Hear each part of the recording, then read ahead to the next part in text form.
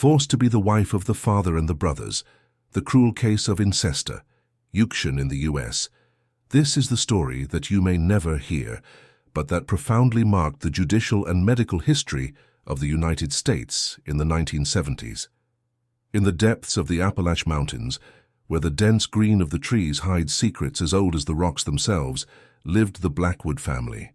A family that, for the rare visitors of the small community of Pine Hollow in western Virginia, seemed only reserved and traditional. But behind the wooden walls of that isolated cabin, a dark reality was hidden that would only come to light in 1978, when Margaret Blackwood, then 23, finally managed to escape the nightmare that was his own home. The patriarch, Joseph Blackwood, born in 1931, was known in the region as a child and with a few words. After the death of his wife Ellen, during the birth of his fifth son in 1962, Joseph gradually pushed the family out of any contact with the outside world. The Blackwood property, located more than 20 kilometers from the nearest city, became practically inaccessible when Joseph began blocking access roads with fallen trees and makeshift fences. At that time, it was common families to live in isolation in the mountains, following old traditions and distrusting strangers, explains local historian Robert Jenkins. But the Blackwood case surpassed all the boundaries of what could be considered a simple reclusive lifestyle. On the property lived Joseph, his three children, Thomas, born in 1952, William, 1954, and James, 1958, and his two daughters, Margaret, 1955, and the youngest Sarah, 1962. The oldest, Elizabeth, had died as a child of pneumonia, without ever receiving proper medical treatment. The isolation was almost total. The boys occasionally went to the city to sell wood or change animals for supplies, but the girls were never seen. The children did not attend school, something that, although uncommon, was not illegal at the time, since the home education laws in Virginia were quite flexible. What no one knew is that since he was 13, Margaret had been forced by her father to assume the role of family wife. The horror began a few months after his mother's death, when Joseph stated that Margaret would now be the wife of the house. The Blackwood case is particularly disturbing because it represents an extreme form of social isolation combined with forced consanguine practices, explains Dr. Helena Rodriguez, expert in forensic psychology. Joseph's absolute control over his children created a microcosm where his distorted rules became the only reality they knew. At 16, Margaret gave birth to her first child, a girl with serious congenital deformities who lived only 3 days. No one but the family knew of this birth, and the child was buried in a small makeshift cemetery in the back of the property. Between 1971 and 1978, Margaret would give birth to 5 more children. 2 of them survived: Robert, born in 1973, and Mary, born in 1975. Both featured visible signs of genetic problems, including cast fingers, compromised cognitive development, and, in Robert's case, severe facial malformation. The genetic consequences of consanguinity are well documented, explains Dr. Thomas Marshall, a geneticist at the University of Virginia. When close relatives have children, the risk of rare recessive diseases and congenital malformations dramatically increases. In the case of the Blackwood family, with multiple generations of consanguineous relationships, genetic problems were amplified to catastrophic levels. The situation was further determined when Sarah, the younger sister, began to show signs of puberty. Fearing the same destination, Margaret made the decision that would forever change the course of that story, to escape and seek help. Check it out if it is already registered with this channel. These real stories of consanguinity reveal a dark side of society that few have the courage to confront, but we all need to know to protect the most vulnerable. Subscribe to continue your journey through these hidden truths that shape our understanding of the human condition. The night of October 17, 1978, was exceptionally cold when Margaret Blackwood, carrying their 2 young children, took advantage that everyone slept to escape the property. The escape had been meticulously planned for months. Margaret had kept small amounts of money that she occasionally got from her brothers, gathered some clothes and, most importantly, memorized the way to the main road. "I remember that night as if it were yesterday," he would reveal years later retired Sheriff Clyde Donovan, who was on duty when a disheveled woman with two lost eyes from two children who appeared to have disabilities knocked on the door of the Pine Ridge police station at 4:30 a.m. She could barely speak. She was in a state of shock, malnourished, and with obvious signs of prolonged abuse. Margaret's initial account was so disturbing that Sheriff Owner initially suspected that he could be before someone with mental problems. But the consistency of the details and the presence of children with obvious signs of genetic problems convinced him to investigate. The children barely spoke, recalls nurse Janet Williams, who attended her family at the local hospital. The boy, Robert, had what would later be diagnosed as syndactylia, cast fingers, and jaw problems that made it difficult to diet. The girl, Mary, had severe strabismus and showed light signs of delay in development. The revelation of Margaret's history triggered one of the largest police operations in the history of the county. The next morning, a team of police, accompanied by social workers, went to the property of the Blackwood. What they found confirmed the nightmare reported by Margaret. The cabin, built by Joseph's grandfather decades earlier, was in deplorable conditions. There was no electricity or running water. The interior revealed a primitive standard of living, with makeshift divisions creating rooms separated only by torn curtains. In the back of the property, the officers found the small cemetery where Margaret's other children who did not survive were buried. Joseph and the 3 adult children were arrested immediately. Sarah, then 16, was placed in the custody of the state. Later medical examinations would reveal that she had also been a victim, being 2 months pregnant. The Blackwood case exposed a reality that many preferred to believe that it no longer existed in modern America, explains social historian Elizabeth Parker. Isolated communities in the Appalachian mountains maintained 19th century traditions and practices within the 20th century, some of them including weddings between cousins and, in extreme cases such as this, relationships between parents and children or siblings. Local press initially dealt with discretion, but when the details began to leak, history gained national proportions. Journalists from large media outlets converged to the small town, shocking local residents who mostly knew the Blackwood family's existence. "We never imagined that something like this could happen so close," Pine Ridge Mayor Harold Johnson said at the time. "Those mountains hide many families that live on the fringes of society, but this is something we thought was possible only in medieval times." The medical examinations performed in Margaret, his children and his sister Sarah revealed the devastating impact of years of consanguinity. In addition to visible malformations, children had heart, immunological and neurological problems. Sarah, despite being only 16, already showed signs of early osteoporosis and kidney problems. Prolonged consanguinity has cumulative effects through generations, explains Dr. Marshall. Each successive generation of consanguineous marriages increases the load of harmful genetic mutations, leading to a gradual collapse of physical and mental health. During the investigations, it was found that Joseph's own mother, Eliza Blackwood, was her first cousin. This standard of cousin marriages had been common in the family for at least 4 generations, creating a genetic pool already compromised even before the latest events. The case was beginning to reveal not only a family tragedy, but a broader social problem rooted in the geographical and cultural isolation of the rural communities of the Appalachians. Joseph Blackwood's trial and his 3 children began in April 1979, attracting unprecedented national attention to the small county court. The prosecutor designated for the case, Catherine Reynolds, a young lawyer determined to do justice, faced significant challenges. There were no clear precedents for such a case and magnitude, explains legal historian Paul Withers. Most cases of consanguineous relationships that reached the courts involved a perpetrator and a victim, not an entire family system built around this practice. The 4 men were accused of multiple crimes, including kidnapping, private jail, and what was at the time classified as immoral relations within the family.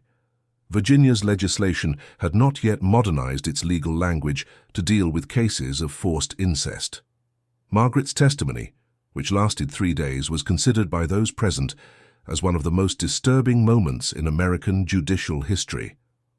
Speaking in a low voice, almost inaudible, She described how at the age of 13 her father announced that she would replace her deceased mother, Spects. "My father said that was how things were always done in the mountains, which was the tradition of our family," Margaret said. "He said that the family's blood needed to be kept pure, that we couldn't trust strangers." At age 15, when Margaret tried to resist for the first time, Joseph locked her in the basement for weeks, feeding her just enough to keep her alive. It was during this time that his older brothers, Thomas and William, also began to treat her as a wife. The Blackwood case was not just about a wicked man, explains Dr. Rodriguez. It was about how extreme isolation can create micro-societies with its own rules, where behaviors that would be universally condemned become normalized within that small circle. If you are watching this story and feel a mixture of horror and compassion for the Blackwood family tragedy, comment now. These mountains keep secrets that should never exist. Your comment helps you warn more people about these hidden realities that we need to face collectively. During the trial, experts in genetics explained to the jury the devastating consequences of prolonged consanguinity. Dr. Richard Collins, one of the first experts in forensic genetics in the country, presented evidence that Margaret's children suffered from multiple rare genetic conditions that appeared much greater in families with a history of consanguinity. The chances of some of the conditions observed in children occur naturally are approximately 1 in 500,000, said Dr. Collins. In families with a history of consanguinity close by multiple generations, these chances increase to 1 by 50. The behavior of the accused during the trial only intensified the public shock. Joseph Blackwood remained impassive, refusing to recognize the severity of his acts. At a particularly disturbing moment, he said to the judge, "No one has the right to interfere with how a man rules his family." Thomas and William, the older brothers, seemed genuinely confused why they were being tried.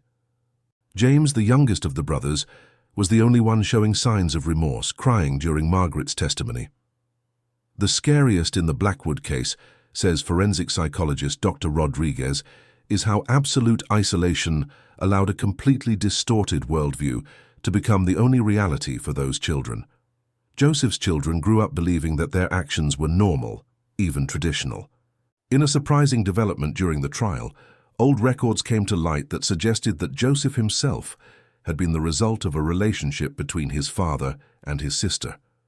A revelation that cast new light on the intergenerational cycle of consanguinity in the family. In extremely isolated communities, especially before the 1950s, it was not uncommon for consanguinity patterns to be established and perpetuated for generations, explains cultural anthropologist Dr. Martha Stevens. These communities developed their own justifications, often mixing distorted interpretations of religious texts with oral traditions about the purity of family blood. The trial also exposed the failure of local authorities and social services. Although Blackwood children have never attended school or received mandatory vaccines, no investigation had been carried out. An employee of local social work admitted that the family had been on a checklist for years, but due to the scarcity of personnel and the difficulty of access to property, the case was never properly investigated. The sentence, pronounced in July 1979, was historic. Joseph Blackwood was sentenced to 3 consecutive penalties of life imprisonment with no possibility of parole. Thomas and William received 45 years each, while James, considered less guilty for being part of the influence of his father, received 20 years. While the judicial case came to an end, the true battle of Margaret and his children was just beginning. The detailed medical examinations performed in the children revealed the devastating extension of the genetic consequences of prolonged consanguinity. Robert, then 6, had not only visible physical malformations, but also serious heart problems that would require multiple surgeries throughout his life. Its immune system was so committed that common infections represented potentially fatal threats. Mary, 4, suffered from a rare metabolic disease that affected her ability to process proteins, requiring an extremely restrictive diet. Its cognitive development was significantly late, and neurological examinations indicated structural abnormalities in the brain. The Blackwood case provided the medical community a unique opportunity to study the extreme effects of close consanguinity by multiple generations, explains Dr. Lawrence Peterson, a geneticist who accompanied the case. The problems observed in children went far beyond what we usually see in cases of first-generation consanguinity. Genetic analysis, still in their early days, confirmed that both children carried multiple recessive genetic mutations that only manifested because they had received identical copies of defective genes on both the maternal and paternal side. Exactly the scenario that makes consanguine relationships as problematic from the genetic point of view. In normal populations, many of us carry one or two potentially harmful recessive genetic mutations, explains Dr. Peterson, but as our partners probably do not carry the same mutations, our children inherit only one copy and remain healthy. In consanguineous relationships, especially when repeated for generations, the likelihood of a child inheriting two identical copies of a defective gene increases dramatically. Sarah, Margaret's younger sister, faced her own tragedy. His pregnancy, the result of forced relationship with his father, presented severe complications. The baby, born prematurely in May 1979, lived only 2 days, suffering from multiple organic failures. Sarah's case represents the vicious cycle of consanguinity, says Dr. Rodriguez. She herself was already a product of a committed genetic pool, and her son would face even more genetic challenges. Legal intervention, as late as it was, at least interrupted this cycle. Margaret, Sarah, and the surviving children faced not only medical challenges, but also social stigma. After the trial, the family was relocated to another state with new identities, as part of a precursor program of what we know today as protection to witnesses. The stigma associated with consanguinity is as old as civilization itself, explains anthropologist Dr. Richard Barnes. Virtually all cultures have developed taboos against nearby relationships, partly by intuition on genetic consequences, but also as a form of social organization. When extreme cases like Blackwood come to light, they often arouse visceral revulsion. The Blackwood case also had significant political and social repercussions. In 1980, the Virginia legislature revised its laws on child abuse and consanguinity, creating more severe penalties and clearer procedures for intervention in suspected cases. Social services in various states have enhanced their protocols to identify and monitor families in extreme isolation.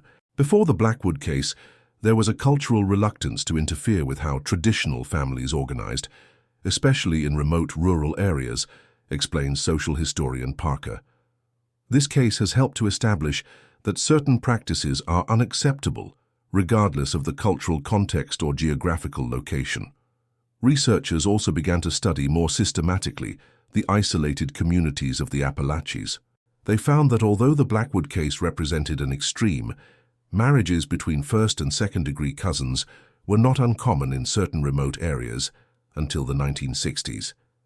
Geographic isolation, poverty, and distrust of outsiders have created conditions for certain communities to remain culturally segregated from the rest of society for generations, explains sociologist Dr. Michael Harris.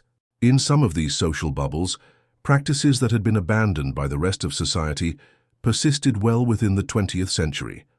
The history of Blackwood has become a study case not only for geneticists, but also for social workers, psychologists, sociologists, and legal professionals, illustrating the extreme consequences of social isolation and consanguinity. 47 years after the discovery of the Blackwood case, the echoes of that dark story still resonate, both in the lives of survivors and public policies and American collective consciousness.